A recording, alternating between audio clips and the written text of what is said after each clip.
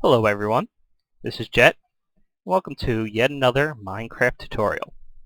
In this particular video I'm going to show you an idea of how to build an arrival cart section for your Minecart subway system. The idea being that this arrival section will actually be much more stable when it comes to being run on a multiplayer server. Now, I'm currently on my multiplayer server now, which you can tell if I bring up the chat quickly. The idea being this will be a live demonstration so you can actually see how it operates when it's online.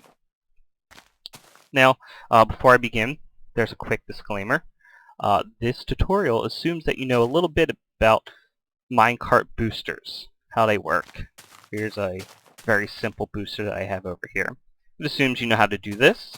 It assumes also that you know a little bit about redstone wiring and that you can actually set up a pressure plate to attach to some kind of booster to have it release. I'm not going to go into that sort of detail. There are other tutorials that do that. Maybe I'll release one in the future. As long as you know that, you're fine for this video. Now, before I begin and actually show you my idea, you'll notice I have some tracks set up already. This is a demonstration track. I actually want to show you a couple ideas that I've stumbled upon online for arrival sections that don't quite work when it comes to being run on a multiplayer server. Now, this one in front of us here is actually pulled from Necromar's series of tutorials. Very excellent series of tutorials which demonstrate how you can build a subway system yourself. I highly recommend that you check them out.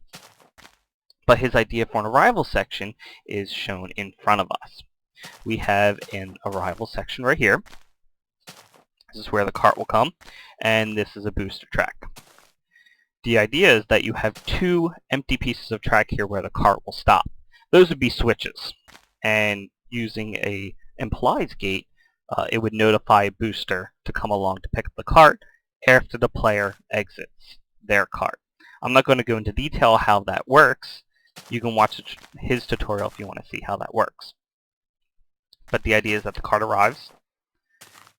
It's on the two pressure plates.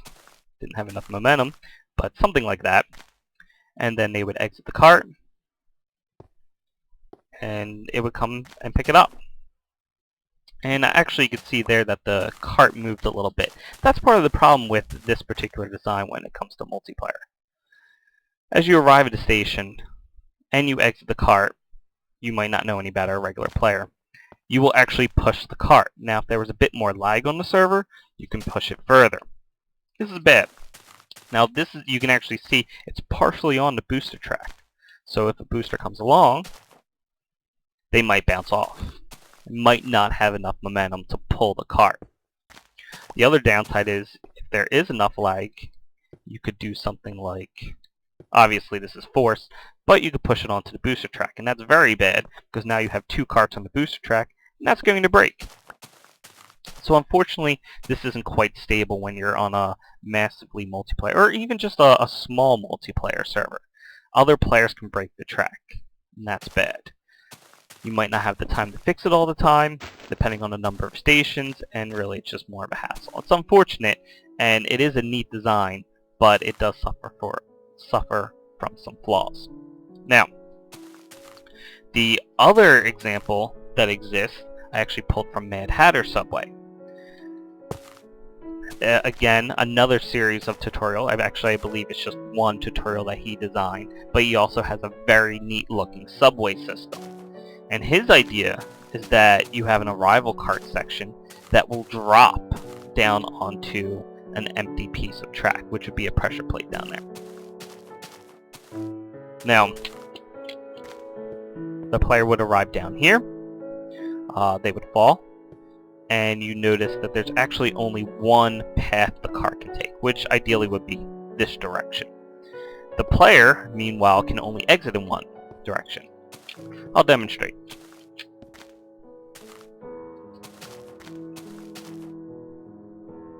So the player arrives, they will hit a piece of dirt, stone, whatever. That way they fall, lose all momentum, and fall onto the pressure plate down here. This would probably be glass. It would look better.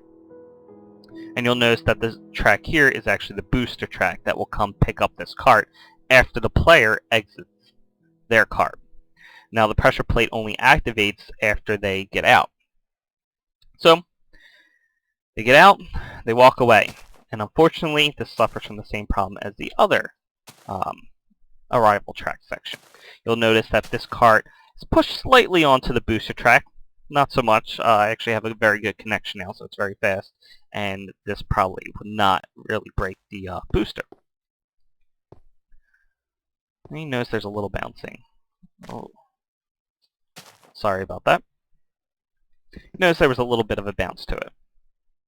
Again, this is bad on a very laggy server, or it just happens that there's a laggy connection that day. You can push the cart onto the booster track. Again, it breaks.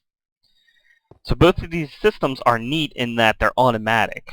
Player arrives, booster cart does not come until after the player gets out of the cart themselves. It's good.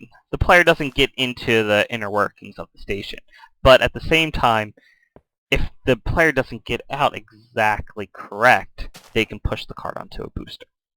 So, my idea is a slight tweak on Mad Hatters. The idea being that we have a bit more stability when it comes to online play, sacrificing a bit of that elegance for having an automatic booster. So it's designed the same way. We have an arrival cart section that will drop into a hole.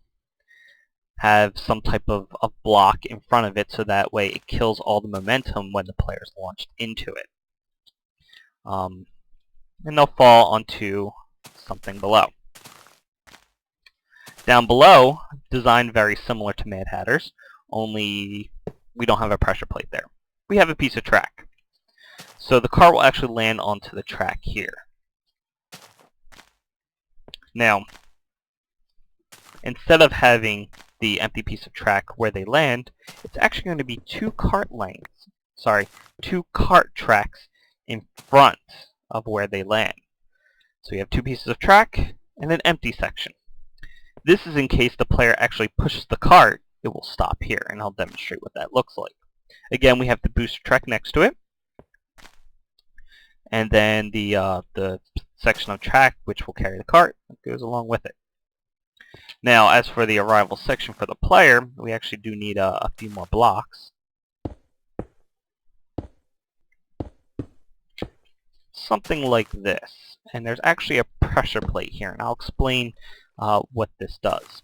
But you'll notice it does look a little similar, but we have this little cave or alcove that the player has to exit from when they arrive. Now, I'll just place a cart here. Oh dear. That's me suffocating. Don't get in a cart while it's down here. Actually, you know what? I'll do a live demonstration, which would be better than me suffocating. Making you think like I don't know what I'm doing. So, we arrive into the station, and we fall. The cart is not moving. That was thanks to me pushing it as I got into the cart.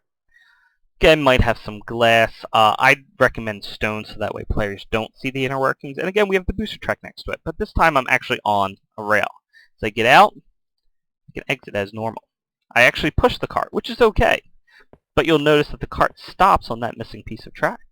And it's perfectly straight with the booster that would come next to it. This does not get pushed onto the booster track. And that's actually why we have two pieces of track here and the missing track.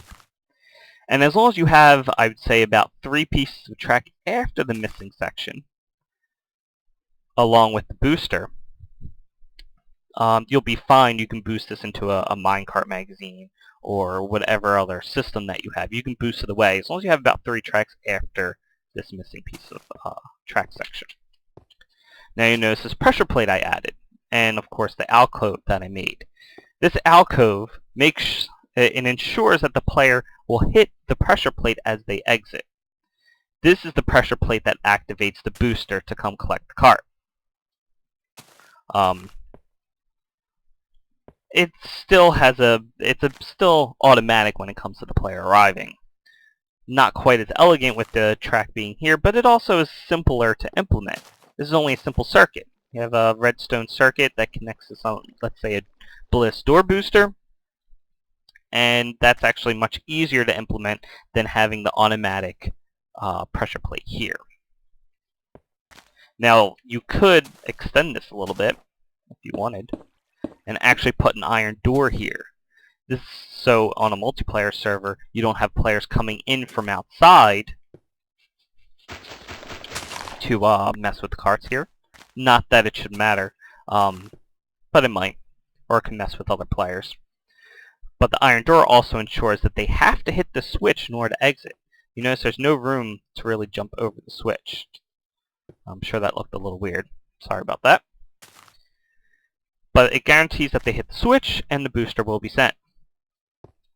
Now, the reason we have two tracks,